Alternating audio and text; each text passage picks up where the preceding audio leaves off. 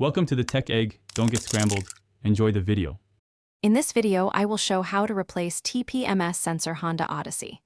Start by removing the wheel and deflating the tire using a valve core remover, then unseat the bead carefully. Disconnect the old sensor from the rim, swap valve stem and seal, and reseat the tire bead. Torque lug nuts to spec and inflate to recommended PSI, then program the new sensor using an OBD or relearn tool.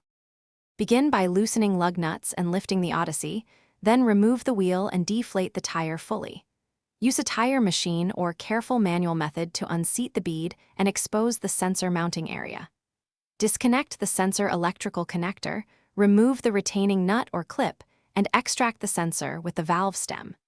Keep the rubber grommet and check for corrosion or damage before installing the replacement unit. Fit the new Tpms sensor into the rim, replacing the grommet and tightening the valve nut to the correct torque. Reseat the tire bead carefully, inflate to the recommended PSI, and balance if needed. Reinstall the wheel and torque lug nuts in a star pattern. Use an OBD programmer or the Odyssey relearn procedure to register the new sensor, then confirm operation with a Tpms reader and a short road test to clear warnings. Thanks for watching. Consider subscribing if I helped unscramble your problems.